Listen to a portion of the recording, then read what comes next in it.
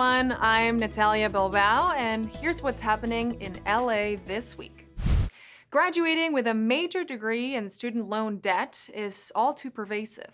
LA Mayor Karen Bass hosted President Joe Biden in Los Angeles recently, where he announced a national program of student loan debt relief, which will benefit up to 150,000 borrowers. While a college degree is still a ticket to a better life, that ticket is too expensive. And too many Americans are still saddled with unsustainable debt in exchange for a college degree.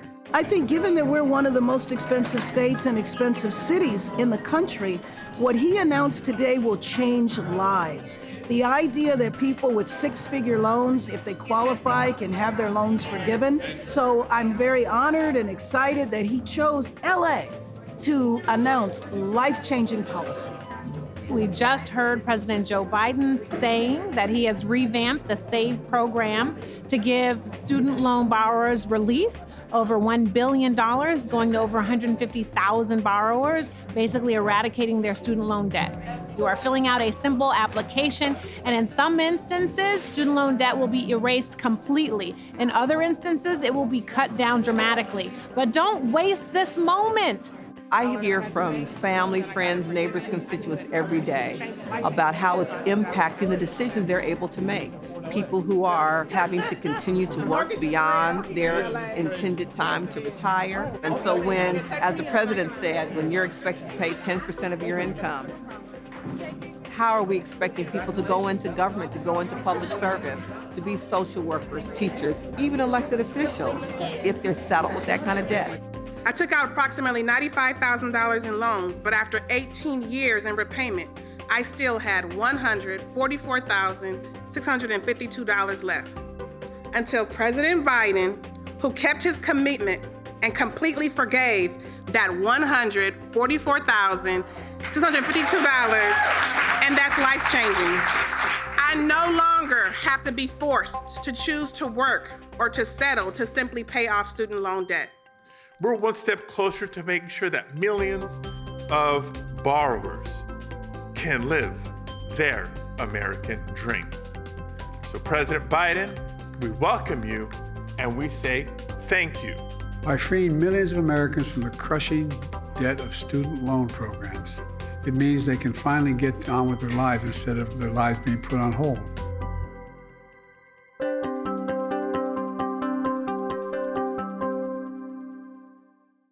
A newly completed Project Homekey development is an example of what can be achieved in the affordable housing sector. It's a local effort which has state backing, and that example of collaboration could soon be replicated on a national scale with the Housing for All Act. We're at a Project Homekey site. This is a building that was purchased by the Housing Authority with Project Homekey funding from the state. HACLA owns it, has provided Section 8 voucher assistance for it, and we bought this last summer, and it's fully occupied with 85 previously homeless residents. The congressional speakers, both the congressman and the senator, are sponsoring legislation, national legislation, to increase resources for this very type of much-needed development, and of course the mayor's nonstop energy on figuring out better solutions to house the homeless here in Los Angeles. It's projects like this that allow us to know that there's dignity in housing and that housing is a human right, not just a privilege for the few. So today I'm proud to announce the reintroduction of my bill, the Housing for All Act, to finally treat these crises with the seriousness that they deserve. This bill would invest in federal programs that have a proven track record. One of the fastest growing sectors of the unhoused population are our elders, seniors who maybe worked in retail their whole life, didn't have a 401k, and they wind up unhoused. Hopefully this will help people understand that facilities like this should be built all over our city. Well, I think today is about supporting this Housing for All legislation by Senator Padilla. But one thing that is so critical, having worked on homelessness at a local level for numerous years now, I think the tide is turning because I think there's more collaboration and more courage to do more of these projects. What we try to do is show that we can manage these types of housing projects, build them, operate them, and manage them right, and address those concerns that often come to our residents' minds when they think of homelessness apartment complexes. Understandably, I think over the years they see little to no progress, even though there is progress. There are solutions. We just had to bring all this up to scale. And I think this is really indicative of what is possible. We just have to keep working on them and get to a better place.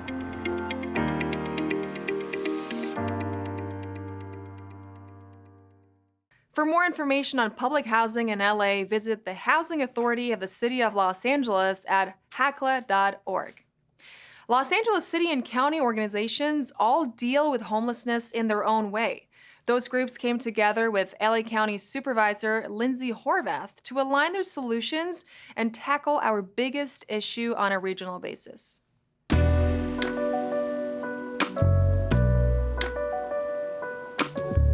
Today we are launching the Executive Committee, which combines leadership from the county, the City of Los Angeles, as well as many of the cities within the county. Many of the small city leaders, many regional leaders participated in a conversation about how everyone, all parts of the county, can be involved in addressing the issue of homelessness.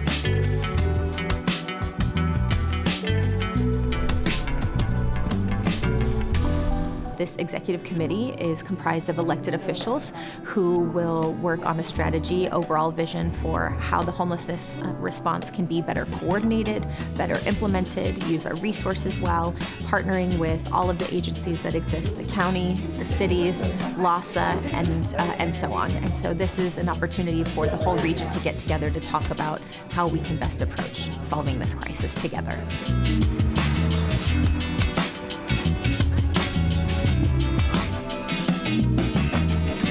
Services on one body, housing in another, and this body can talk about how it all can work together.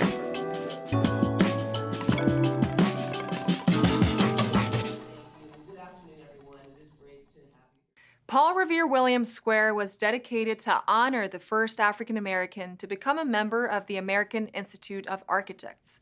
Revere Williams worked extensively around Los Angeles, designing almost 2,500 buildings, many of which are still in use today. Uno, dos, tres! We're here today on DeLong Prairie and St. Andrews celebrating Paul Revere Williams Square, which was an amazing architect that designed so many buildings across the city of Los Angeles. And so what better thing to commemorate him than on Black History Month and uplift all the work that he's done. This was a community-led effort. In the 1960s, Paul Revere Williams built this building right here for the Assistance League of Los Angeles. You think about in 2024, we're still talking about racism. Imagine 60 years ago what it was like to be the first Black architect in Los Angeles at a time when we were even significantly much more racially divided than we are today. And this man not only conquered that, but he excelled at it to go on to design some of the most iconic places in Los Angeles and also work with some of the most prominent celebrities. People are coming out to celebrate, obviously, Paul Revere Williams, but the neighborhood as well. I mean, when we commune, when we share a hot dog together, it's all good. You can do anything you want, whether that's racial discrimination, gender, or for whatever reason. It might be harder, it might be more difficult, but que no importa todos los obstáculos que uno puede tener en su vida, siempre puede perseverar.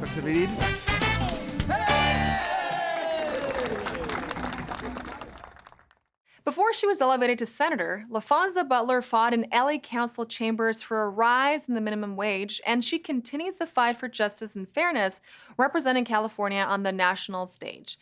During African American History Month, LA City Council took the opportunity to honor the senator for her work. Congratulations. Laphonza Butler is California's newest U.S. Senator, taking the oath to fill the seat left vacant by the death of Dianne Feinstein. Majority Leader Chuck Schumer met Butler and her family before welcoming her on the Senate floor. You know, to be with this council as they are doing just incredible work across our city, rolling up their sleeves and truly digging in. Celebrating Black History Month with them, and it's not lost on me the presence that I have in the Senate representing this city and this state. And so it is an incredible honor and truly, truly excited to be here. And I had a chance to really see her leadership up close several weeks ago at Trade Tech College. Remember, Senator? She entertained a group of young adults, and it was just really transformative to see their reaction. The fight that you waged in this chamber with many of us for the $15 minimum wage became the model for the statewide minimum wage increase, and is, of course, part of a national movement now to try to uplift working people throughout the country as well. Your devotion to creating opportunities for women to serve their communities has benefited so many people, including me, with women's rights under assault in so many places in our country that I would rather have fighting for me and women of California than you. Having gone from that podium to the United States Senate is really a tribute, first of all, to your extraordinary leadership, and I hope it will be another opportunity for us to see what we're doing here in Los Angeles becoming national policy as well. Legacy Business Program offers support, paid summer internships at LA Zoo, and new speed hump application process. These stories up next on City Beat.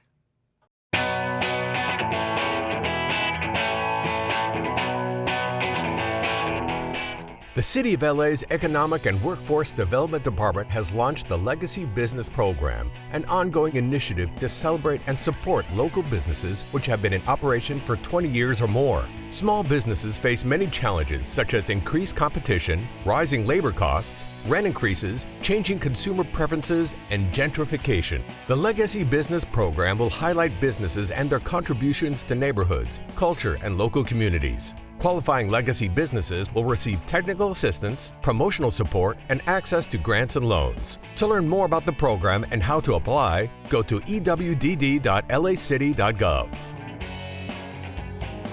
The Los Angeles Zoo's 10-week paid internship program is returning for summer 2024. College students who are currently enrolled and interested in animals, conservation, and/or the communities of Los Angeles are encouraged to apply.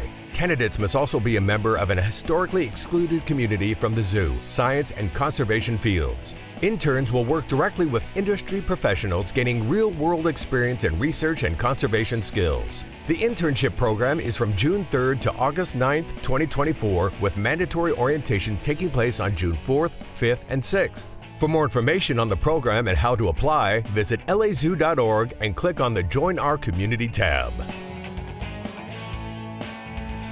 Los Angeles Department of Transportation, LADOT, has announced a new application process for requesting speed humps on city streets. LADOT considers speed humps for residential street segments with only one travel lane in each direction and a speed limit of 30 miles per hour or less. An online application may be submitted by a block representative who must demonstrate support from 4 additional residents. Following a review of the application, LADOT will conduct a feasibility study, and if suitable, then a wider survey of residents takes place. LADOT has updated information, evaluation guidelines, and a program fact sheet online for the next open application day on Thursday, March 21st at 9 a.m. For more information, search for speed humps at ladot.lacity.gov.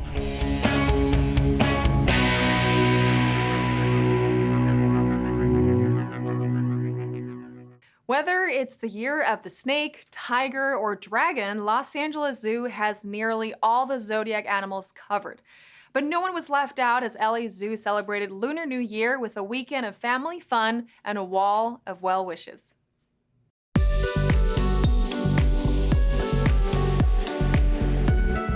We're here at the Lunar New Year celebration at the LA Zoo, a full weekend of fun, educational activities, and dazzling cultural performances and demonstrations, all in celebration of the Year of the Dragon. We have so much wonderful programming going on here today at the zoo with our partners Wushu Shaolin Entertainment. We have a dragon dance. We also have martial arts demonstrations, and we also have something called a wall of well wishes, where we invite our guests to write on cards their hopes and dreams for the year of the dragon and add them to the wall, which grows throughout the weekend. And it's a really beautiful, amazing, inspiring sight. Since so many animals of the Chinese zodiac are here at the zoo, we have something called the Zodiac Tour, where we invite guests on a self-guided tour to explore and find all these various animals, including the Komodo dragon.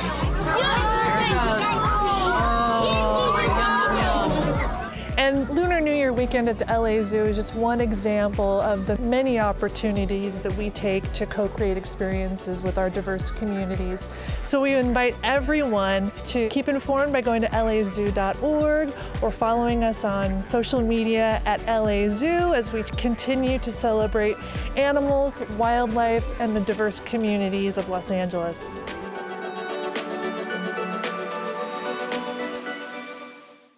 LA's Department of Recreation and Parks, along with Play LA, invited everyone to jump in and enjoy the water.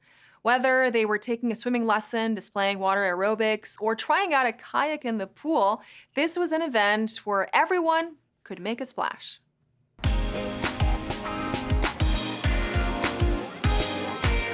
We are here to celebrate the Black History Month here at the Celes King Swimming Pool. For most people in the city of Los Angeles, a beach is 30-40 minutes maximum away. So it's important to know water safety and be prepared for certain environments. We have kayaking, we have surfing, we have water polo, basketball, swim lessons, and lots of games and fun. We have very specialized instructors here, our coaches, our lifeguards. They're all well trained. Every year they get recertified to be able to offer the best services to the entire community of Los Angeles. For generations, it wasn't always available, and now it is available. Swimming is very important. It will keep you vitalized, keep you young, and hey, it'll keep you in that water and keep you safe. Being able to teach kids and adults how to swim, it's such a vital skill to learn.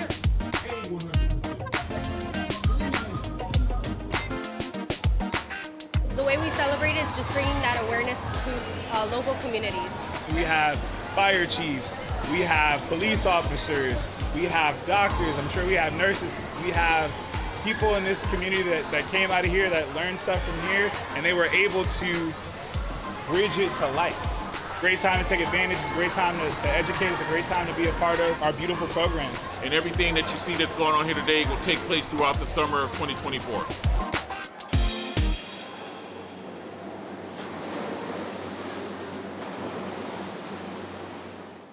From nonfiction to romance and thrillers, An Evening with Authors featured works about Black life and the Black experience. Dr. Marcus Hunter, Pamela Samuels-Young, and Lula White discuss the writing and the importance of Black representation on the page.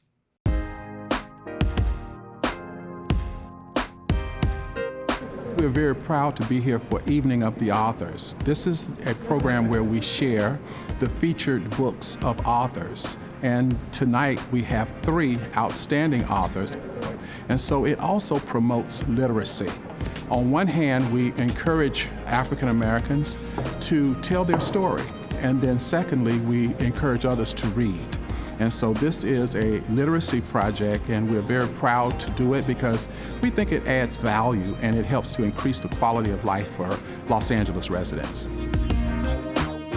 Black History Month, which we all know is an opportunity to not only study but also celebrate what Black people have been able to contribute and how far Black people have come. What we're here tonight to do is actually hear from authors about works about Black life and Black experience, and to be in celebration and hold space for that, and also to learn something new. You know, every day is an opportunity to learn something new. I'm an attorney, and I love reading legal thrillers, but I never saw anybody in those books who looked like me. I didn't read my first book that featured an African American character until I was about 12 years old. Man-Child of the Promised Land by Claude Brown, and that sparked my love of reading more so than it had before. So read, no matter how old you are. Even though I write romance and I write historical fiction, I cover in the romance prestigious Black families. They had titles, they had lands, they had property, and yes, they were very rare. It's important to me that we learn different aspects of Black history that can inspire us for what we're going through today. If we can imagine a world that is different and more buoyant and beautiful and inclusive, then we can manifest it. Black knowledge is Black power.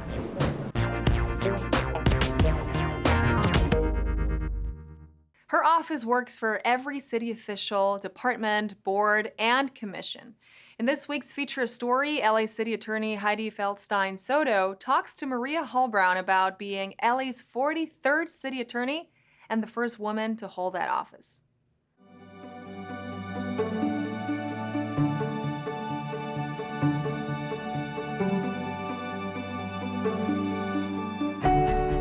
When she took over in December of 2022, she made history as the first female to hold the office. I'm delighted to be joined today by the 43rd Los Angeles City Attorney, Hydee Feldstein Soto. So nice to have you here.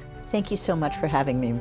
It's a pleasure to be here. How exciting to take this office knowing that you have just opened the door for so many people in the future. Did you really feel that when you took over, that being the first woman in office was going to make a difference? I did. It felt like a lighter office for a change. I have focused on the internal reorganization of the office to have an executive leadership team that looks like Los Angeles. And I think that all of those priorities were, in part, because of my background and who I am. It is such a large office.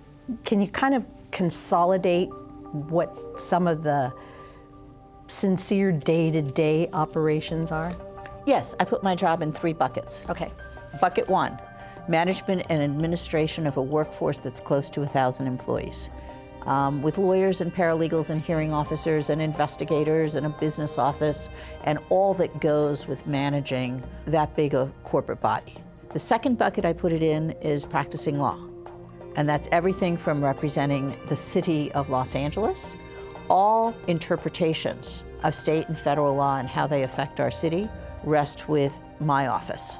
All advice, Brown Act advice, political advice, ongoing advice on how to get something done for the hundreds of boards and commissions of the city, as well as for 17 other elected officials, rests with my office. And the prosecution of misdemeanors committed by adults within the city of Los Angeles, where the people of the state of California, as opposed to the city of Los Angeles, is the client. That all rests with my office. I'm the general counsel to the Los Angeles World Airports, the general counsel to the Los Angeles Harbor and Port, and the general counsel to the Los Angeles Department of Water and Power. All of the departments from animal services to the zoo and everything in between. Whatever the city does, we touch it in some manner. The last piece of the job, the third bucket, that I haven't paid as much attention to over the last year, because I've really been focused on getting my arms around the office, is being an elected official and making sure that as an elected official, I'm responsive to the needs of my constituents, responsive to the needs beyond just city government, and sponsoring legislation in Sacramento that will hopefully help our city moving forward, doing the outward-facing task of the office. And that's hopefully going to be my focus in this next year. Thank you so much, Hydee. I really appreciate your time. This has been spectacular. I look forward to seeing you again. Thank you so much, Maria, and I look forward to coming back. In this week's Things to Do, catch a play reading of Disgraced. Check out Art Share LA Art Fair and enjoy a talk by the LA Times 404 creators. All this up next on Things to Do.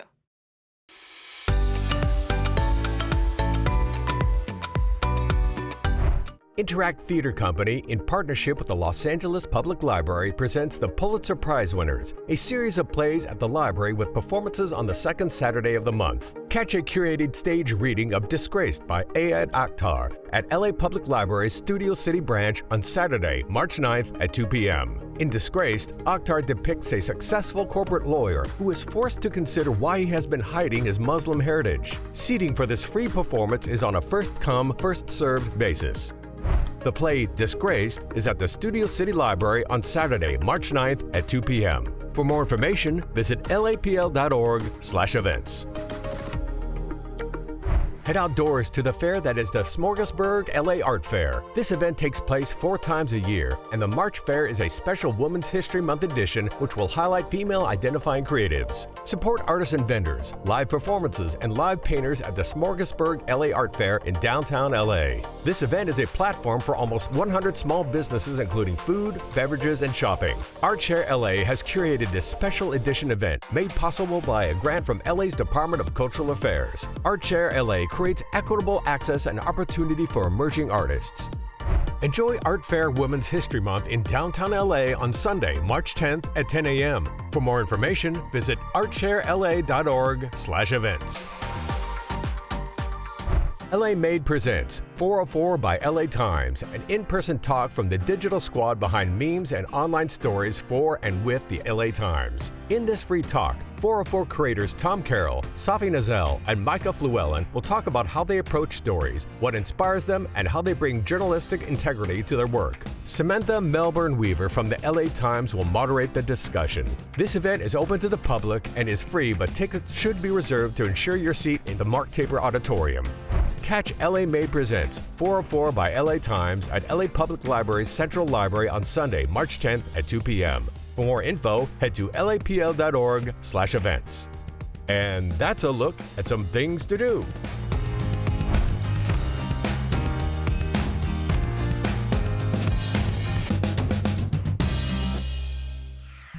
And that's all for this week. I'm Natalia Bilbao, and from all of us here at LA This Week, thank you so much for joining us. Remember that you can watch us online anytime at lacityview.org, and we're also on Instagram, Facebook, X, and YouTube. See you next time for more LA This Week.